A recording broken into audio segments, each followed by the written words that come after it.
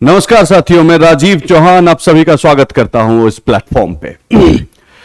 हमने एक series start किया था भारत और चाइना का जो 1962 का वॉर है उसके रिलेटेड। तो उस पे हमने पहला अपना जो सेशन था वो रिलीज कर दिया है, आप लोगों ने संभवतः देखा होगा। और आज है दूसरा सीरीज। तो 20 अक्टूबर 1962 लगभग 60 साल पहले भारत और चीन के बीच में यह युद्ध हुआ था। और इस युद्ध में ये इंडिपेंडेंट इंडिया का ये पहला युद्ध है जिसमें कि भारत को हार झेलना पड़ा था। एक डिमोरलाइजिंग आर्मी के लिए एक बहुत ही खराब सिचुएशन था। पूरे देश का मोराल जो था वो पूरा डाउन हो गया। इसके कारण से डेफिनेटली कोई युद्ध हारता है तो होता ही है, एक नेशनल मोराल डाउन हो जाता है। तो पहला जो सीरीज था उसमें हमने बताया था कि बैकग्राउंड बताया था कि भारत और चीन के बीच में विवाद क्या था। तो आज हम एग्जैक्टली 1962 में हुआ क्या उसके बारे में बात करेंगे वन बाय वन। लेकिन मैं दोस्तों एक चीज बता दूं कि हार का कारण ढेर सारा हो सकता है। भारत का सेना, अगर इसमें मैं बातें करूंगा, आपको कहानी बताऊंगा, यशवंत सिंह का कहानी बताऊंगा, जोगिंदर सिंह का कहानी बताऊंगा, ठीक है, आपको रिजांगला का युद्ध के बारे में बताऊंगा, धर्म सिंह थापा के बारे में बताऊंगा, ठीक है। इन्होंने जबरदस्त पराक्रम का इन्होंने डेमोन्स्ट्रेट किया जिससे कि यह पता चलता है कि हमारी फौज कितनी ताकतवर है, कितना जबरदस्त उन्होंने रेजिस्टेंस प्रोवाइड किया। लेकिन जो यहां पे ये जो फेलियर है जिसे कहते हैं हिमालयन ब्लंडर, वो एक पॉलिटिकल फेलियर था। मिलिट्री फेलियर उसको नहीं कह सकते हैं ब्रॉडली कि हमारी सेना हार गई। हमारे पॉलिटिशियन जो थे, हमारे लीडरशिप जो था हमारा, वो उसके कारण से ये युद्ध हमें हारना पड़ा। तो सबसे पहली बात मैं करूंगा इस व्यक्ति का। आप यहां पे तस्वीर देख सकते हैं, इनका नाम है वीके कृष्णा मेनन। ये उस टाइम के एक डिफेंस मिनिस्टर थे, महा ही अय्याज किस्म के इंसान थे ये, ठीक है। और मैं नहीं कह रहा, ये टाइम्स ऑफ इंडिया ने लिखा है, VK Menon a commie, a druggie and a lover. ये तस्वीर आप देख सकते हैं कि दो महिलाओं के बीच में क्या मौज कर रहे हैं अपने डिफेंस मिनिस्टर साहब। तो यूके का, ब्रिटिश का इंटेलिजेंस MI6 ने एक रिपोर्ट दिया था। जो रिपोर्ट को टाइम्स ऑफ इंडिया ने एक्सेस किया, उस रिपोर्ट में यह था कि बहुत दिनों से, क्योंकि ये एक इनका झुकाव थोड़ा कम्युनिस्ट साइड था, और कम्युनिस्ट साइड मतलब चाइना के साइड झुकाव था एक तरह से आप कह सकते हो, क्योंकि चाइना एक कम्युनिस्ट कंट्री था और चाइना के तरफ झुकाव था। और उस सब चीजों के कारण से, और ड्रगी भी कहा है, ये ड्रग्स भी लेता था ये बंदा, ठीक है, एंड लवर, हर किसी से मोहब्बत हो जाता था इनको। तो ये है अपने डिफेंस मिनिस्टर साहब। तो इस तरह का लीडरशिप अगर आपका रहता है तो आप एक्सपेक्ट नहीं कर सकते हैं कि कोई युद्ध लड़ के जीता जा सकता है, ठीक है। तो MI6 का रिपोर्ट में यह कहा गया है कि जो इस व्यक्ति के कारण से भारत जो है लगभग 10 साल 10 ईयर जो यूके का जो इंटेलिजेंस है उसके लूप से बाहर रहा। वहां पे जो भी इंटेलिजेंस का गैदरिंग था उसको शेयर नहीं किया गया इंडिया के साथ, क्योंकि इस व्यक्ति के कारण से। तो he is one of the person who is wholly and solely responsible for the defeat of India. तो अगर कहते हैं आज के डेट में हमारा एक टर्म बड़ा फेमस है, देशद्रोही, तो देशद्रोही अगर किसे कह सकते हैं तो ये बहुत अच्छा एग्जांपल मेरी समझ से है, ठीक है। तो यहां पे मिलिट्री लीडरशिप का सबसे जब जान लीजिए कि एक फेलियर रहा है। अब 2-3 घटनाएं घटी। तो जब भारत और चाइना के बीच में जो बॉर्डर डिस्प्यूट का रेजोल्यूशन का बातें चल रहा था वो नहीं हो पाया, ठीक है। तो फिर इंडिया को यह सस्पेक्ट किया कि हमें हो सकता है कि चाइना अटैक कर दे, ये लगा इंडिया को। तो इंडिया ने क्या किया, एक पॉलिसी लॉन्च किया, फॉरवर्ड पॉलिसी, ठीक है। लेकिन फॉरवर्ड पॉलिसी का बहुत विरोध किया किसने, मिलिट्री लीडरशिप ने। तो मिलिट्री लीडरशिप जो फॉरवर्ड पॉलिसी के फेवर में बिल्कुल नहीं था। क्यों नहीं था वो अब बताते हैं। तो एग्जैक्टली कौन थे वो लोग वो जानिए। यहां 4 तस्वीर है, नेहरू जी का है, ये जनरल थिमैया का तस्वीर है, ये अपने डिफेंस मिनिस्टर साहब का तस्वीर है, और ये जो है वो कौल साहब है, BM कौल साहब। तो जनरल थिमैया भारत के बहुत बेहतरीन जनरल में से एक है, तो जैसे ही इनको जनरल पद पे नियुक्त किया गया, जब अपॉइंट हो गए, तो इनके बीच में और इनके बीच में तनाव बढ़ता गया, फ्यूड होता गया, क्योंकि ये आदमी इंडिपेंडेंट था, एबल्ड आदमी था, तो ये नहीं सुनता था ज्यादा कुछ। मिलिट्री वाले वैसे भी होते हैं, और ये आदमी था कि भाई डेमोक्रेसी है तो सिविलियन गवर्नमेंट का सुने, ठीक है। तो इतना ज्यादा लड़ाई झगड़ा और तनाव बढ़ गया, क्योंकि इनके लीडरशिप में इन्होंने बोला कि फॉरवर्ड पॉलिसी मत करो, एग्रेसिव बना देगा चाइना को। तो इनको लास्टली इतना प्रेशर डाला गया कि इन्होंने भाई साहब रिजाइन कर दिया। क्या करेंगे आदमी, इस तरह के आदमी के चक्कर में पड़ेंगे तो रिजाइन ही करना पड़ेगा एफिशिएंट आदमी को। और उसके बाद बनाया गया बीएम कॉल को आर्मी का general. BM call Nehru ji के बहुत करीबी है, नेहरू जी के बहुत करीबी माने जाते थे, और यह माना गया कि पॉलिटिकल लीडरशिप और मिलिट्री लीडरशिप में बहुत कोलैबोरेशन अच्छा रहेगा। क्यों? क्योंकि दोनों अच्छा रिलेशनशिप शेयर करते हैं, मेंटेलिटी सेम है। तो इनको बना दिया गया जनरल। ये जनरल ठीक है, जनरल थे, लेकिन बहुत एफिशिएंट जनरल में से नहीं थे। इवन मानिक शॉ, जो फर्स्ट 5 स्टार जनरल इंडिया के, उन्होंने कहा कि इन एफिशिएंट लीडरशिप जो क्वालिटी लीडरशिप में नहीं था, तो डेफिनेटली इसके तरफ ही पॉइंट आउट करके उन्होंने कहा होगा। तो बीएम कॉल को बना दिया गया, और इन्होंने बोला कि फॉरवर्ड पॉलिसी हम लॉन्च करते हैं, ठीक है। तो अब फॉरवर्ड पॉलिसी क्या है थोड़ा समझिए। तो फॉरवर्ड पॉलिसी में होता है कि कुछ कुछ स्ट्रेटेजिक लोकेशन होता है, ऐसा लोकेशन जहां पे हाइट का थोड़ा एडवांटेज हो, जहां से कि आप रेंज, आपके रेंज में बहुत कोई आ जाए, तो वहां से अगर आप डिफेंड करते हो तो बहुत जो आर्मी उधर से बहुत आ रहे हैं उनको आप रोक सकते हो, वो पॉलिसी था। तो छोटे छोटे छोटे छोटे जो बनाए गए टुकड़ियां, ठीक है, छोटे छोटे टुकड़ियां बनाए गए, और दोनों साइड में, अरुणाचल के साइड में भी और इधर जो लद्दाख के साइड में, दोनों तरफ डिप्यूट किया गया, ठीक है। अब वेस्टर्न साइड में जो था, जो कि अक्सई चीन का रीजन है, वहां पे आपको 36 वैसे छोटे छोटे टुकड़ियां रखा गया था, और ईस्टर्न साइड में अरुणाचल प्रदेश में जो था वो 34 था, ठीक है, इस तरह के। अब ये पॉलिसी तो सुनने में तो अच्छा लग रहा है, लेकिन नहीं, चाइना आज तक ये कहता आया गया कि इंडिया ने एग्रेशन दिखाया, और उसको कोटेशन करता है कोट अनकोट करके कि भाई फॉरवर्ड पॉलिसी भारत का जो था उसके कारण से दिक्कत हुआ। तो अब ये देखिए, फॉरवर्ड पॉलिसी में इशू क्या था कि छोटे छोटे टुकड़ियां हैं, और उसके बीच में जो गैप था वो 2.5 किलोमीटर 3 किलोमीटर का गैप था, ठीक है, और छोटे छोटे हैं। वहां पे अगर मिलिट्री का रेशियो अगर आप देखते हैं तो 3:1 का था, मतलब कि भारत का 1 सेना और चीन का 3 सेना के बराबर था। वहां पे ये रेशियो मेंटेन किया, कोई मतलब नहीं बनता उसका, लेकिन इन्होंने कर दिया बीएम कॉल साहब ने। चलो वो भी एक अच्छी बात है, कोई बात नहीं। अब जो दूसरा चीज है कि ये वाला चीज वैसे मिलिट्रिकली अगर देखे तो बहुत इफेक्टिव भी होता है, प्रोवाइडेड इसके पीछे 3-4 चीज जो कंडीशन है उसको फुलफिल करे। तो पहला चीज की डोमिनेटिंग ग्राउंड, तो जितना भी ग्राउंड था वो तो डोमिनेटिंग था, ऊपर वाला पोजीशन इन्होंने लिया हुआ था, पोजीशन अच्छा था, स्ट्रेटेजिक पोजीशन था, उसमें कोई दुराई नहीं। लेकिन इसके पीछे से जो रीइंफोर्समेंट जिसको कहते हैं कि लड़ाई हुआ, तो यहां तो हैंडफुल ऑफ पीपल हैं, 400-500 लोग, ठीक है। आप इधर से जो आप रीइंफोर्समेंट दोगे वो अच्छा दो, वो इंडिया में मिसिंग था। लॉजिस्टिक बढ़िया होना चाहिए, वो मिसिंग था।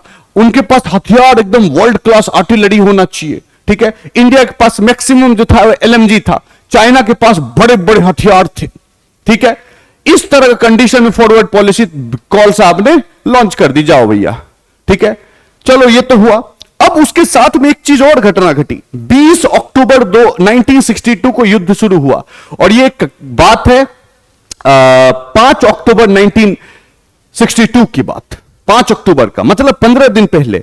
अब अरुणाचल साइड में जो कमांडर थे, ठीक है, अरुणाचल साइड में जो भी कमांडर थे, उस कमांडर को वहां से हटा दिया गया। वहां पे बहुत ही एबल्ड कमांडर थे, जनरल उमराव बहुत ही माने कमांडर थे, उनको हटा दिया गया। उनको हटा के कॉल साहब बोले कि हम खुद ही कमांडर बन जाएंगे, ठीक है। तो वो खुद कमांडर बन गए उस सेक्टर का, अरुणाचल वाले सेक्टर का। वो कहां पे अरुणाचल वाला सेक्टर है? ये सेक्टर वाला, ठीक है, ये अरुणाचल का मैप है। अब क्या हुआ कि गए तो ठीक है, अरुणाचल पहुंचे, बड़ा ही हाई एल्टीट्यूड पे है, 14,000-15,000 फीट पे। कॉल हो गया बीमार, ठीक है, हाई एल्टीट्यूड सिकनेस, ठीक है, ज्यादा ऊपर जाते हो तो ऑक्सीजन कम होता है तो आपको तकलीफ हो जाती है, तो वो वाला प्रॉब्लम हो गया कॉल को, ठीक है। कॉल को वापस आना पड़ा, 7 दिन पहले, 7 दिन वहां पे रुके, 7 दिन में ये हालत खराब हो गया और वापस आना पड़ गया उनको, और दूसरे को फिर कमांडर बना के आना पड़ा। तो आप देख सकते हो कि मिलिट्री में क्या चल रहा है मामला, कि टॉप लीडरशिप अगर अच्छा नहीं है, अगर थिमैया रहते तो शायद ये नौबत ही नहीं आता, लेकिन कॉल था तो उसके कारण से इश्यूज हो रहा है, ठीक है। चलो अब ये सब हो गया।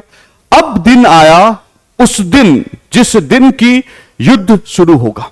तो इधर आप देख सकते हैं कि इधर जो है वो उनका सेना था, ठीक है, किनका, चाइना का। ये साइड जो है वो चाइना का है। उधर 2 डिवीजन था, एक डिवीजन में 20,000 सैनिक होते हैं, ठीक है, 2 डिवीजन था, मतलब 40,000 सैनिक हैं। और भारत ने यहां पे छोटा छोटा, देखो हमने बोला था ना फॉरवर्ड पॉलिसी, यहां पे इस तरह से बनाया हुआ, यहां पे 4 बटालियन थे, ठीक है, नाम का चू नाम का जगह है, ठीक है, उस जगह पे था। एक बटालियन में लगभग 900 लोग के आसपास रहते हैं, तो सामने वाले में कितना, 40,000 लोग, ठीक है। और हमारे साइड जो यहां बॉर्डर पे जो रक्षा करने के लिए हमने फॉरवर्ड पॉलिसी के अंदर रखा था 4 बटालियन, मतलब 3600 आदमी इस साइड और 40,000 आदमी इस साइड। क्या लड़ाई करोगे तुम? तो वहां पे टोटल 5 ब्रिज था, 1 2 3 4 5। ये किस जगह का बात हो रहा है मैं आपको दिखा देता हूं। यह बात हो रहा है इस जगह का। इधर देखिए, इधर भूटान हो गया, इधर चाइना हो गया, ये अपना ये है। तो ये जो एरिया है ये पूरा, ठीक है, ये तवांग डिस्ट्रिक्ट में आता है, ठीक है। और युद्ध जो हुआ स्टार्ट वो यहां पे हुआ है, ठीक है, इस जगह पे स्टार्ट हुआ, ठीक है, नामका चू, द वॉर ऑफ नामका चू। और ये 5 ब्रिज था, इनको लगा, भारत वाले को लगा कि भाई ये जो ब्रिज है, इस ब्रिज से ही वो चल के आएंगे, और ब्रिज से अगर अंदर घुसने की कोशिश किए तो यहां से हम फायरिंग करेंगे और उनको आराम से घेर सकते हैं, अंदर आने नहीं देंगे, यह प्लान था। लेकिन चाइनीज भी बड़ा चालाक थे, इन्होंने 20 अक्टूबर का रात के 3 बजे, ठीक है, यह ब्रिज का इस्तेमाल ही नहीं किया, इन्होंने इस ब्रिज का इस्तेमाल ही नहीं किया, ये डायरेक्टली। और उस टाइम में जो रिवर था, पानी जो था वो क्या था, थोड़ा कम था, रिवर में पानी उतना ज्यादा नहीं था, तो इन्होंने ब्रिज का इस्तेमाल नहीं किया। रात के अंधेरे में जो यहां से घुस के, ये जो इंडिया का पोजीशन यहां पे है और वो लोग एक पीछे से पोजीशन यहां पे बना लिए, ठीक है, पीछे से पोजीशन रात में ही घुस के बना लिए। सुबह में 6:30 बजे उधर से असॉल्ट चालू हुआ, इधर से चाइनीज लोगों ने, इंडिया वाले ने रजिस्ट किया, ठीक है, इंडिया वाले ने रजिस्ट किया। यहां पे जो बटालियन था वो 2 बटालियन था, जो रेजिमेंट था राजपूत और गोरखा को भेजा गया था, ठीक है, बहुत लड़ाकू, बहुत बेहतरीन ये रेजिमेंट, इनको भेजा गया था, ये दोनों थे, ठीक है। और डिस्टेंस आप सोच लो, ठीक ठाक डिस्टेंस वहां पे था, ओके। तो यहां इन्होंने जितना रजिस्ट कर सकता है करा, और इनको ये रिवर को पार नहीं करने दिया, इतनी ताकत, इतनी झोंक दिया इन्होंने कि रिवर पार नहीं करने दिया। लेकिन ये जो चाइनीज बैठे थे पीछे, उनका क्या, थोड़ी देर में इन्होंने भी फायरिंग चालू स्टार्ट कर दिया। तो भारत वाले पीछे से भी गोली चल रहा है, सामने से भी गोली चल रहा है, ऐसा सिचुएशन हो गया था इस जगह पे। नामका चू का युद्ध, 513 लोग थे उस बटालियन में, गोरखा और राजपूत का, ठीक है, जिसमें से कि सिर्फ 60 बच गए थे। इतना दोनों तरफ से फायरिंग हो रहा है। तुमने खराब जो कमजोर हथियार दिया, बहुत एडवांस वेपन नहीं है, संख्या में कम है, और दोनों तरफ से गोलियां चल रही है, सोचो आप। तो ये यहां का सिचुएशन था, नामका चू का पहला ऑनस्लॉट। उसके बाद आपको मैं कहानी बताता हूं जोगिंदर सिंह का, ठीक है, वो भी यहीं पे मौजूद हैं, इस जगह पे, ठीक है, बुमला पास के पास वो भी मौजूद हैं, इसी में, ठीक है, बुमला पास के पास। वहां पे सिख बटालियन था, वहां के कमांडर थे जोगिंदर सिंह। जोगिंदर सिंह ने 8 घंटे 8 आवर्स के लिए रजिस्ट किया,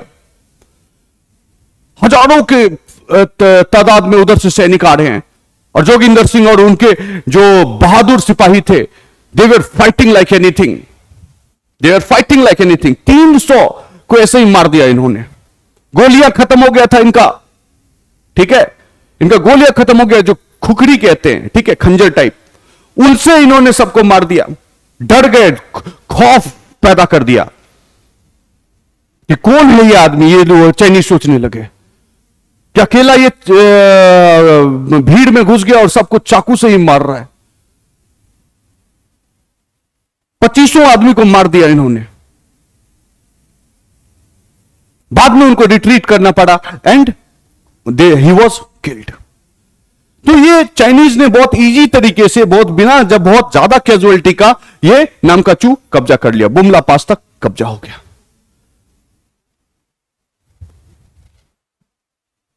अब इन्होंने, जो इंडिया वाले ने बोला कि भाई रिट्रीट करो, पीछे आओ तुम लोग, आइडियली आना भी चाहिए क्योंकि लड़ नहीं सकते ना उतने बड़ा फौज से आप तो वहां सुसाइड मिशन है। लेकिन इनके कमांडर जोगिंदर सिंह ने नहीं माना, बोला कोई पीछे नहीं जाएगा, लड़ेंगे हम युद्ध।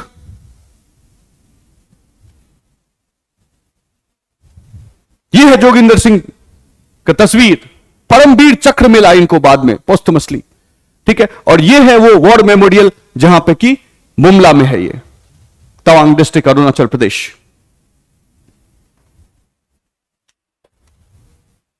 उसके बाद चाइनीज सोल्जर्स धीरे धीरे धीरे धीरे बढ़ने लगे, आगे फॉरवर्ड होने लगे। इंडिया के जो भी सोल्जर्स थे रिट्रीट कर रहे थे। प्लान क्या था कि बॉम्डिला में आके, इस जगह प्लान था कि सिला में आके हम युद्ध करेंगे। बाद में आया बॉम्डिला में, उसके बाद इससे भी रिट्रीट किया गया, ठीक है। लेकिन सिला से पहले लगभग 20 किलोमीटर पहले एक जगह का नाम है यशवंतगढ़। उस जगह का नाम जो रखा गया उस सैनिक के नाम पे रखा गया जिन्होंने बहादुरी की अलग अद्भुत मिसाल पेश किया। यह है तस्वीर उनका, जसवंत सिंह के वहां पे कोई नहीं था, 2-3 दोस्त थे, और इन्होंने 15 फीट के डिस्टेंस पे जाके, 15 मीटर के डिस्टेंस पे जाके ग्रेनेड फेंका और उनके मशीन गन छीन के ले आए। और इनको 2 लड़कियां मदद करती थी, एक का नाम था सीला, एक का नाम था नूरा। और इसको एक ड्यूटी दिया गया था कि इस ब्रिज से पार मत करने देना चाइनीज को।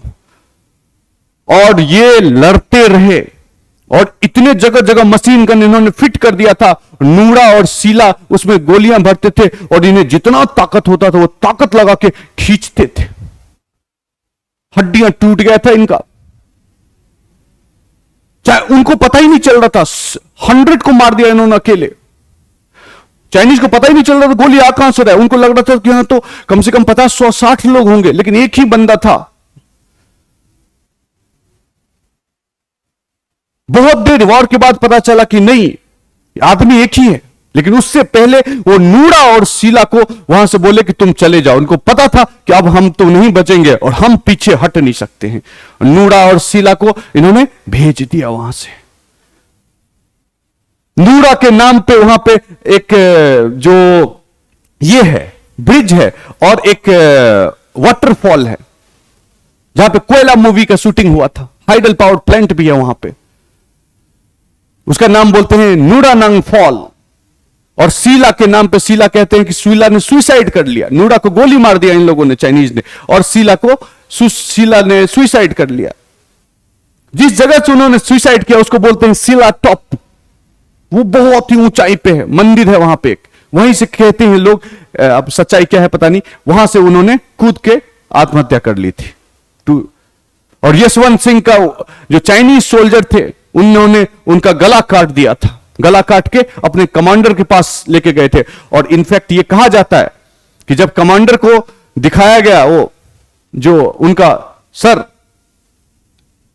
तो उन्होंने डांटा अपने सोल्जर्स को कि इतना जो वीर, जो ताकत का जो साहस, जो ब्रेवरी दिखाया, उसको तुमको पकड़ के लाना चाहिए था, पूरा बॉडी लाना चाहिए था। यह दुर्भाग्य है कि तुमने इसका सर काटा। आज के डेट में भी लेजेंड कहता है, यह जगह है, वॉर मेमोरियल है, ठीक है, जहां पे आपके इनका ये शहीद हुए थे, मार्टर हुए थे। और बहुत खूबसूरत जगह है ये। यहां पे इस जगह पे आज के डेट में भी जो लोग गार्ड करते हैं, अगर वो सो जाते हैं तो कहा जाता है कि रात में थप्पड़ पड़ जाती है, भाई उठ। और क्या सच्चाई है पता नहीं, लेकिन इस तरह के बहुत सारे घटनाएं घटी। आज भी वहां पे एक बेड है, व्हाइट कलर का चादर बिछा रहता है और फोटो उस पे रहता है। लोग कहते हैं कि सुबह में चादर पूरा इधर से उधर हो जाता है, लगता है कोई आदमी सोया था, उठा है तो बेड खराब हो गया, फिर से बेड ठीक किया जाता है। बहुत यंग थे, वेरी यंग, और इस तरह का अद्भुत विशाल महावीर चक्र दिया गया है इनको। अब पहुंच गए हैं लगभग, वो लोग शिला के पास है। रिट्रीट यहां से आया कि रिट्रीट करो, रिट्रीट करो, कहां? बॉम्डिला पहुंचो, ठीक है। रिट्रीट करने के चक्कर में उस टाइम में जो वहां के जो कमांडर थे होशियार सिंह, उनका वो मार्टायर्ड हो गए, लेकिन यहां से रिट्रीट कर लिए। लेकिन बॉम्डिला में खबर फैल गया था, बॉम्डिला में खबर फैल गया था, और ये जो है वो नवंबर 19 का है, ठीक है। और उस टाइम में मोरल बहुत डाउन हो गया था भारत के सोल्जर्स का, ठीक है। तो बीच में जो आखिर इस बीच में क्या हुआ, इस बीच में इस दौरान जो हुआ वो बातचीत चल रहा था। चाइना इंडिया पे प्रेशर बनाना चाह रहा था कि तुम जो जमीन है अक्सई चीन वाला वो हमारे को दे दो और हम बंद करने के लिए तैयार है। तो उन्होंने थोड़ा स्लो किया था, इसीलिए स्लो पेस से आगे चल रहा था, नहीं तो वो आराम से तेजपुर तक पहुंच सकते हैं। अगर तेजपुर पहुंचते, वो एक तरह से स्ट्रेटेजिक लोकेशन है और पूरा नॉर्थ ईस्ट पे कब्जा हो सकता था, ठीक है। तो बॉम्डिला में वो लोग पहुंचे 19 नवंबर को, ठीक है। और 21 नवंबर को वॉर खत्म भी हो गया। अब वो भी हम बाद में बताएंगे, ठीक है। लेकिन याद रखिए, अरुणाचल में जब भी बात करते हैं तो हम लोग तवांग डिस्ट्रिक्ट के बारे में बात करते हैं कि युद्ध वहां पे हुआ, लेकिन सच बात यह नहीं है कि युद्ध वहां पे ही हुआ। दूसरा एक सेक्टर है, वहां पे भी लड़ाई हुआ, वॉलोंग सेक्टर कहते हैं, ठीक है। तो वॉलोंग आपका कहां है? इस जगह पे, वॉलोंग इज हियर। तो वॉलोंग जो था, वहां पे दो जो रेजिमेंट है वो वहां पे प्रोटेक्ट कर रहे थे, कुमाऊं एंड सिख। कुमाऊं और सिख जो है वो क्या कर रहे थे? प्रोटेक्ट कर रहे थे। और उन्होंने जबरदस्त बेमिसाल उन्होंने रेजिस्टेंस दिया, चाइनीज को धकेल दिया पीछे। फिर चाइनीज के पास तो बहुत आर्मी था, इंफोर्समेंट लाए, बड़े बड़े आर्टिलरी तोप लाए, ठीक है। फिर इंडिया वाला को पीछे आने लगा, लेकिन हम लोगों ने फिर तुरंत, ठीक है, गोरखा और डोगरा बटा जो रेजिमेंट था उनको रीइंफोर्समेंट में दिया। तो वहां पे लड़ाई इतना दिन तक चलता रहा और हम समहाउ रेजिस्ट करते रहे। जमीन उधर भी हड़पा उन्होंने, इस साइड भी, ठीक है, लेकिन हमने बहुत जबरदस्त रेजिस्टेंस प्रोवाइड किया। तो अरुणाचल में दो जगह युद्ध हुआ, यहां और यहां पे, ठीक है। लेकिन सिर्फ अरुणाचल में नहीं, वेस्टर्न सेक्टर में भी युद्ध हुआ है, अक्सई चीन रीजन में भी। तो अब अक्सई चीन जो रीजन है उसके बारे में हम थोड़ा बातें करते हैं। तो आइए, तो ये है अक्सई चीन रीजन, ये वाला, ठीक है, जो यहां से उन्होंने रोड बना लिया था, जो हमने पिछले वाली वीडियो में ये दिया था, आप चाहें तो उसको भी देख सकते हैं। तो यहां पे दो तीन स्ट्रेटेजिक लोकेशन, एक दौलत बेग गोल्डी, ठीक है, एक है चुशुल, ठीक है। ये दोनों बहुत ही स्ट्रेटेजिक लोकेशन है। तो उनका चाइनीज का पर्पस था कि चुशुल जो है उस पे हम कब्जा कर लें, ताकि हमारा एकदम जो लेह है, जो लेह टाउन है, उस पे हम बहुत इजीली कब्जा कर सके। और यहां पे अगर कब्जा कर लेंगे तो ये अपने आप में सबसे स्ट्रेटेजिक लोकेशन है। तो दौलत बेग गोल्डी, ओल्डी और यहां तो दौलत बेग ओल्डी जो है वहां पे जाट रेजिमेंट मौजूद थे। पूरी ताकत से उन्होंने लड़ा, पूरा रेजिस्टेंस प्रोवाइड किया और कब्जा नहीं करने दिया। जान लोग शहीद होते गए, लेकिन उन्होंने अपना पोजीशन नहीं छोड़ा, ठीक है। लास्ट में क्या किया गया? यहां से एयरलिफ्ट किया गया, किसको? इंडियन जो भी वहां पे बच गए थे उनको। लेकिन मेजर लड़ाई यहां पे नहीं लड़ी गई, मेजर लड़ाई लड़ी गई थी यहां पे, ठीक है, ये रिजांगला में, ठीक है, चुशुल और रिजांगला में। और ये सबसे स्ट्रेटेजिक लोकेशन था ये लेह पे कब्जा करने का। लेह पे कब्जा होता तो इधर पूरा कब्जा हो जाता।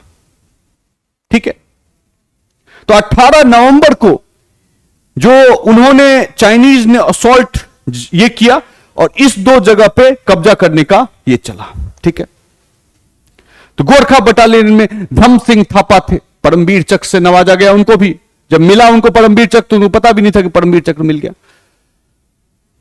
जबरदस्त रेजिस्टेंस चुशूल एरिया में उन्होंने प्रोवाइड किया। लेकिन सबसे मेमोरेबल वॉर है, सबसे मेमोरेबल वो वॉर हुआ है आपको रिजांगला में। इस जगह पे ये जगह सबसे मेन जगह जहां लड़ाई हुआ। वहां पे कमांडिंग ऑफिसर थे शैतान सिंह। शैतान सिंह कमांडिंग ऑफिसर थे। मैं आपको तस्वीर दिखा रहा हूं शैतान सिंह का। यह है शैतान सिंह। शैतान सिंह और उनके साथ कुमाऊं रेजिमेंट के थे और उनके साथ जो 134 लोग और थे, जिसमें कि 47 लोग ऐसे थे जो कि डायरेक्ट ट्रेनिंग स्कूल से निकल के वहां गए थे, कि ट्रेनिंग ले रहे थे और उनको पहला पोस्टिंग रिजांगला भेज दिया गया। 47 आदमी उसमें ऐसे थे। जब उधर से ऑनस्लॉट शुरू हुआ तो इधर से कमांडिंग ऑफिसर जो ऊपर लेवल के, उनका गया कि रिट्रीट, तुम लोग पीछे आओ। शैतान सिंह अपने आर्मियों के बीच में गए और पूछे कि हमें आदेश मिला है कि पीछे जाना है, तुम बताओ कि पीछे जाना है या युद्ध करना है। एक आवाज में आवाज उठी कि युद्ध करना है, हम युद्ध करेंगे। तो शैतान सिंह ने कहा कि सोच लो दोबारा कि तुम युद्ध करोगे। तो उन्होंने कहा कि हम युद्ध करेंगे, लास्ट मैन लास्ट बुलेट तक, आखिरी इन आदमी और आखिरी गोली तक युद्ध करेंगे। वी विल नॉट रिट्रीट, पीछे हम वापस नहीं जाएंगे। हजारों की तादाद में उधर से सेना आ रही थी। ठीक है, और इन्होंने पोजीशन बनाए हुए था, मारते चले गए। जितना दम था उतना, इनके पास ना आर्टिलरी है ना कुछ है। ठीक है, कुछ एलएमजी लाइट मशीन गन इनके पास था, उनके पास तोप थे, बहुत जबरदस्त आर्टिलरी थे, संख्या में बहुत ज्यादा थे, 7-8 गुना ज्यादा थे। और इन्होंने रजिस्ट करते रहे।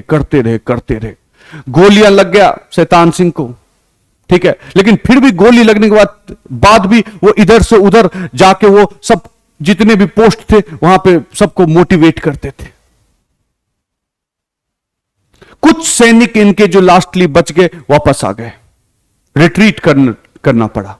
शैतान सिंह थापा वहीं रह गए। इतना वेदर कंडीशन खराब था कि भारत उनको इवैक्यूएट भी वहां जा ही नहीं सकता था, ढूंढ ही नहीं सकता था। बर्फबारी शुरू हो गया, नवंबर महीना है। उस बर्फ में ये लोग लड़ रहे थे। ना खाना है, ना बढ़िया कपड़ा, ना बढ़िया बंदूक, और गोलियां खत्म।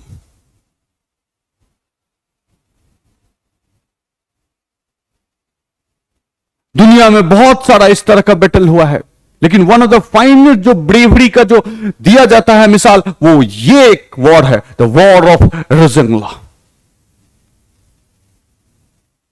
The story of Shaitan Singh and his man. जब 3 महीने बाद भारत के वो का जो हेलीकॉप्टर वहां गया ढूंढने के लिए, तो देखा ये सब तस्वीर मिला। ये वही ओरिजिनल तस्वीर है कि आप देख सकते हैं कि बर्फ में दबा हुआ आदमी, बंदूक ट्रिगर पे लगा हुआ है हाथ, और डेथ हो गया है।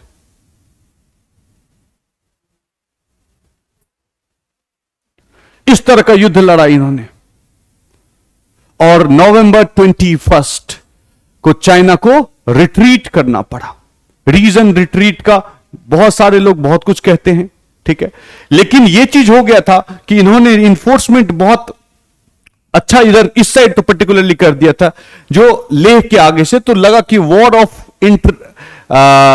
जो प्रलोंग कर जाएगा, जीतना कठिन हो जाएगा, वो भी एक था। दूसरा चीज, जॉन एफ कैनेडी उस टाइम में राष्ट्रपति थे अमेरिका के, उन्होंने इंडिया का रिक्वेस्ट जो था उन्हें एक्सेप्ट कर लिया, हेल्प का रिक्वेस्ट। और याद रखिए 1962 वॉर में रशिया और यूएसएसआर ने भारत का मदद नहीं किया था, हर समय उन्होंने मदद किया है, लेकिन 1962 वॉर में बिल्कुल साइलेंट था। इनफैक्ट जो थोड़ा बहुत मदद किया वो चाइना को ही मदद किया। अमेरिका यहां पे बोला कि हां हम शामिल होंगे, ठीक है, लेटर लिखा था इन्होंने, उन्होंने एक्सेप्ट किया था। तो वो एक बहुत बड़ा रीजन कह रहे हैं लोग कि जो था जिससे कि चाइना थोड़ा सा डर गया और बोला कि चलो अब वापस हो जाए। तो अरुणाचल के पूरे जितना जमीन था उन्होंने खाली कर दिया, लेकिन ये जो जमीन था, ये अक्सई चीन का रीजन, ये वाला रीजन आप देख सकते हैं, वहां से फुल्ली रिट्रीट नहीं किया और बाद में चल के वही LAC बन गया, लाइन ऑफ एक्चुअल कंट्रोल। तो ये पूरा स्टोरी है आपका। लेकिन आप याद रखिए कि हमने कहा कि चाइना का सीरीज बना रहे हैं, तो हमने 2 भाग में बनाया ऐसे, लेकिन आपको मैं माओ से तुंग भी कहानी बताऊंगा कि वो एक ऐसा डिक्टेटर था, क्योंकि लीडरशिप बहुत इंपॉर्टेंट रोल प्ले करता है कोई चीज को समझने में, किसी कंट्री का पॉलिसी को समझने में। तो कैसा लीडर था, उसके दिमाग में क्या था और कैसे उसने धोखा दिया नेहरू जी को, इसके बारे में भी बात करेंगे। नया वीडियो जो इसी सीरीज में आएगा उसमें आप देख सकते हैं। So thank you very much.